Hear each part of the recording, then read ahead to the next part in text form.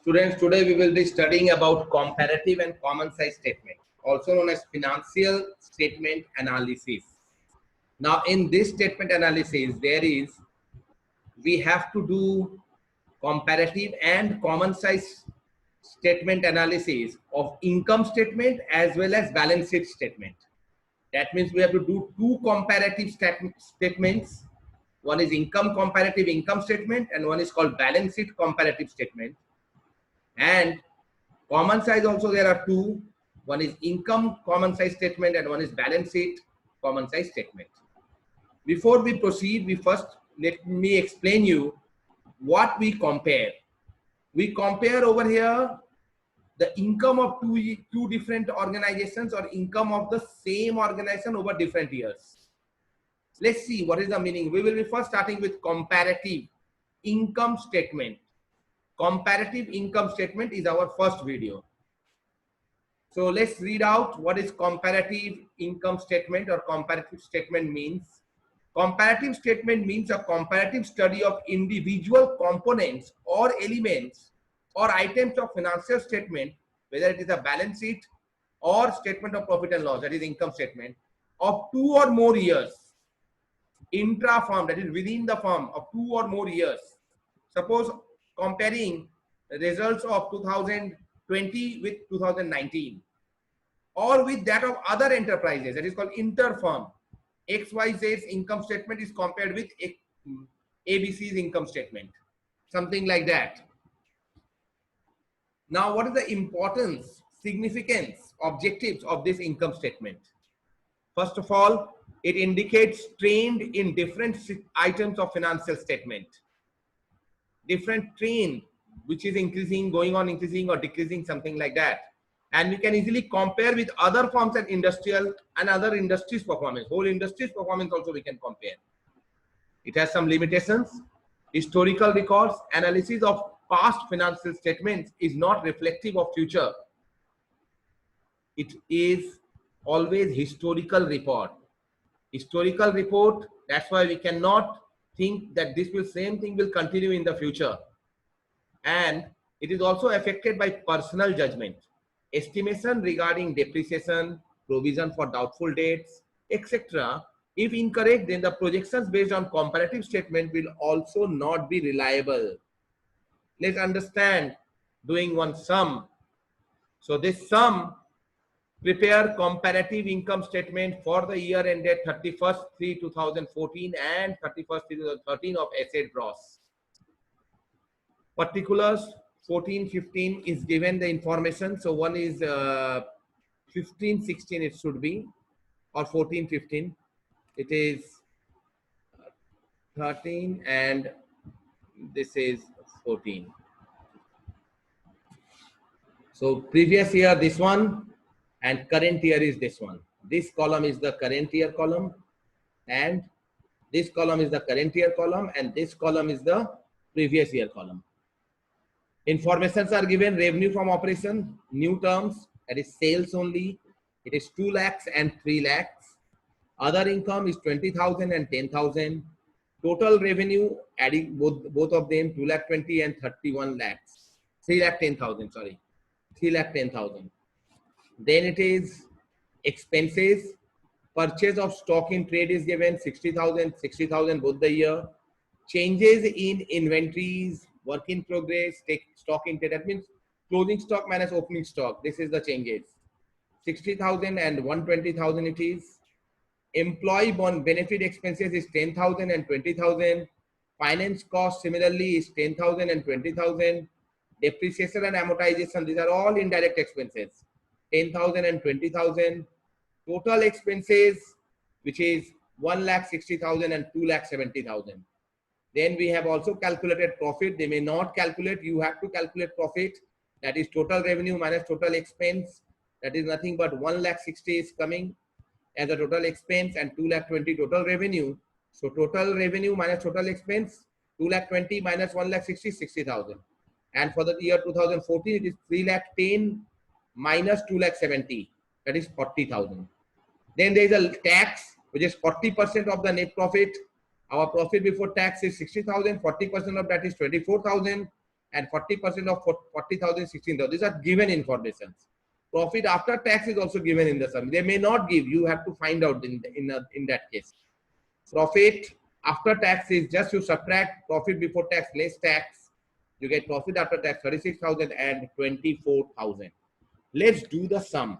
See, first part of the sum is similarly you have to copy the question only. You notice that the first part, particulars, that is revenue from operation, other income, total revenue, expenses, purchase, change in inventories, employee finance cost, employee benefits, finance cost, depreciation, other expenses, even total expenses, even profit before tax, even less tax and profit after tax. All these were done. All these were done up to this. All these were done. After doing this, for comparative, first you copied this and you have to make two more columns. The first column, as you see this one, the first column is amount, which is current year's amount minus previous year's amount. C means current year, P means previous year. So C means current year, C means current year, C means current year, and P means previous year, and P denotes previous year. P denotes previous year. So we have taken that only. C means current year and P means previous year. So in that case, it is the 1 lakh. It is current year is how much? Current year is 3 lakhs and previous year is this one. Current year is 3 lakhs. 2014 is 3 lakhs and 2013 is 2 lakhs. See, if you will see the sum, you will understand that 2014 it is 3 lakhs and 2013 it is 2 lakhs. So 3 lakhs minus 2 lakhs is nothing but 1 lakh. 3 lakhs minus 2 lakhs is 1 lakh. Now, similarly, you have to find out for other income also. Current year minus previous year, 10,000 minus 20,000. So it will be minus 10,000. Then 3 lakh 10 minus 2 lakh 20. It is plus 90,000. Expenses nothing. 60,000 minus 60,000 is nil for purchase of stock in trade. For changes in inventory, 60,000 and 1 lakh 20,000. That is 60,000, 120 minus 60. Then again 20 minus 10, 10. 20 minus 10, 10.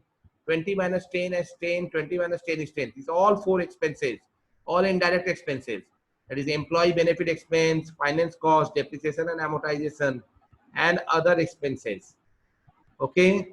So we have just subtracted and we got the figure.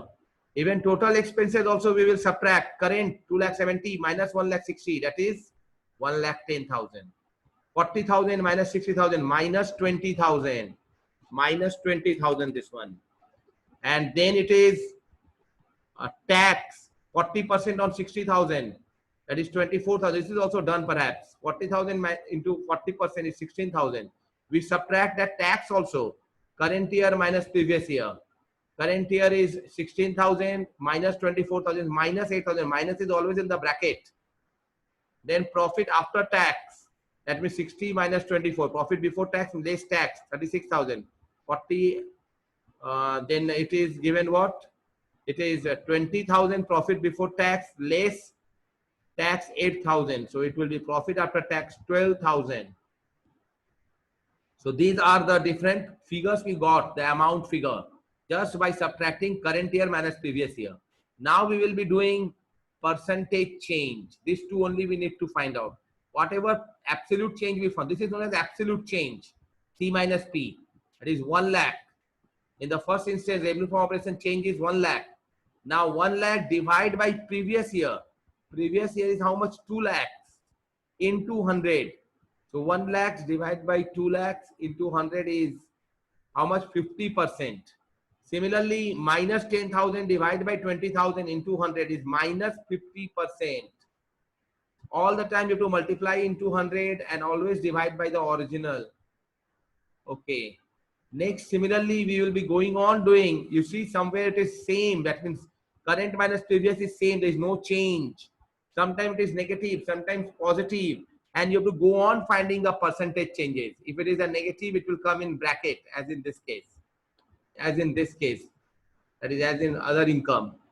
As in that one, other income or whatever it is. You have to find out these changes. Divide, that means change by previous into 100. It is more or less like profit and loss chapter, where you have to find out the change, that is cost, any change, profit or loss divided by cost into 100. Similar is over here. Change divided by original into 100. Original price is the previous year's price. So all this we found out and we have written over here. So this is your sum. Solution is this. Sum was this. Please do it. First you do the same sum. Then you go with this homework sum.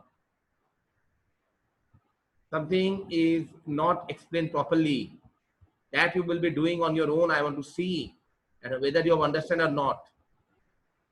I'll give you the meaning. Cost of material consumed is purchase plus opening minus closing. And opening minus closing is nothing but change in stock. So purchase plus change in stock is nothing but closing stock.